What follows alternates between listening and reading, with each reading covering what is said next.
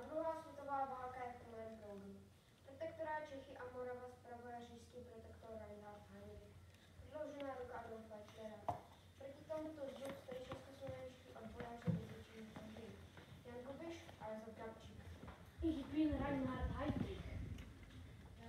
Já jsem Reinhard Heinrich. Ich vernichte alle Čechy.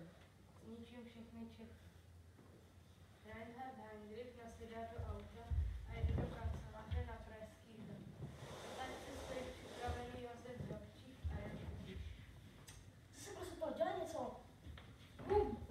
Po několika dnech v nemocnici Heinrich umírá.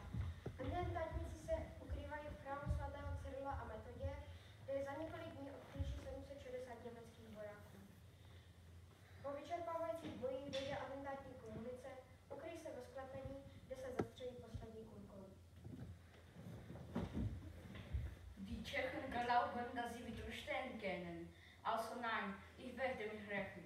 Tötet alle, die das Attentat befürworten und brennt die Dörfer Lidice und Lešáky nieder. Das ist mein Befehl. Češi si myslí, že budou zdorovat. To tedy ne. Pomstím se. Zabijte všechny, kdo atentát schvalují a vypalte vesnice Lidickou tragédii nepřežil celkem 190 mužů, 60 žen a 88 lidí. Ve Žacích bylo zastřeleno všech 33 obyvatel starších 15 let a 13 dětí bylo odvlečeno, z toho 2 poněmčeny a 1 z usmrcenou v plynové komoře. Statečnost těchto mužů vzbudila oblast v celém světě.